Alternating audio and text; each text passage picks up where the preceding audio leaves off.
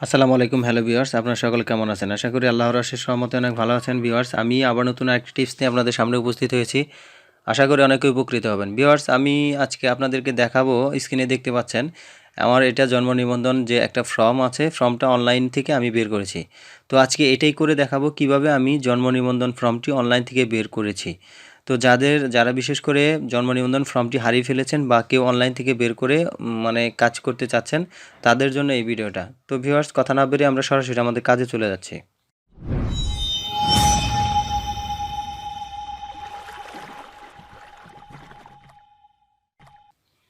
তো ভিউয়ার্স আরেকটা কথা বলে রাখি যারা আমার চ্যানেল নতুন আশা করব প্লিজ দয়া করে আমার চ্যানেলটা সাবস্ক্রাইব করবেন আর অলরেডি যারা সাবস্ক্রাইব করে ফেলেছেন তাদেরকে অসংখ্য অসংখ্য ধন্যবাদ এই কাজটা করতে গেলে প্রথমে আমাদের যে কাজটা করতে হবে সেটা হচ্ছে গুগল ক্রোমে যেতে হবে গুগল ক্রোম থেকে একটা ওয়েবসাইটে ঢুকতে হবে সেই ওয়েবসাইটটা কিন্তু উপরে দেওয়া আছে দেখেন এটা হচ্ছে আমার ইয়ের যে ওয়েবসাইটটা এই যে দেখেন উপরে সুন্দর করে আপনারা এখান থেকে দেখতে পারেন everify.bdris.gov.bd জাস্ট এতটুকু লিখেই গুগল ক্রোম থেকে সার্চ করলে এরকম একটা অপশন আপনাদের সামনে এসে চলে আসবে আসার পরে যে কাজটা করতে হবে এখানে আপনাদের যে বার্থ সার্টিফিকেটটা যে রেজিস্ট্রেশন যে নাম্বারটা আছে সেই নাম্বারটা এখানে বসিয়ে দিতে হবে আমি নাম্বারটা এখান থেকে বসিয়ে দিচ্ছি নাম্বারটা বসিয়ে দেওয়ার পরে এখানে ডেটটা তারিখটা দিতে হবে আপনার জন্ম তারিখটা দিতে হবে তারিখ দেওয়ার আগে আমি তারিখটা বসিয়ে দিয়েছি অলরেডি এখানে একটা জিনিস ফলো করতে হবে সেটা হচ্ছে প্রথমে কিন্তু বছর দিতে হবে তারপরে মাস তারপরে ডে কারণ হচ্ছে এখানে দেখেন স্পষ্ট কিন্তু এখানে কিন্তু আপনার এই ফরম্যাটটা আপনারা করবেন ফলো করবেন এখানে কিন্তু প্রথম বছর দিচ্ছে তারপরে তারপরে ডিডি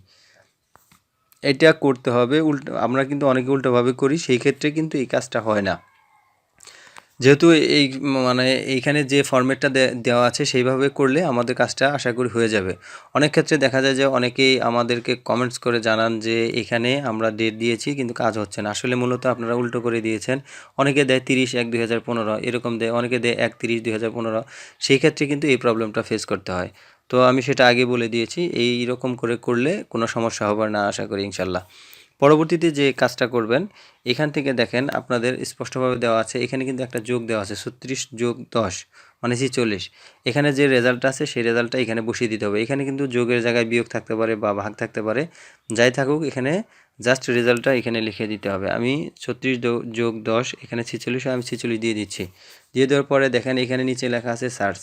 হ্যাঁ আমাদের কাঙ্ক্ষিত যে অপশনটা সেটা চলে এসেছে মানে ফর্মটা চলে এসেছে তো ভিউয়ার্স বুঝতেই পারছেন যে কত দ্রুত এই জিনিসটা চলে আসছে তো ভিউয়ার্স আশা করি সকলে বুঝতে পেরেছেন সকলে ভালো থাকবেন আসসালামু আলাইকুম ওয়া রাহমাতুল্লাহি ওয়া বারাকাতুহু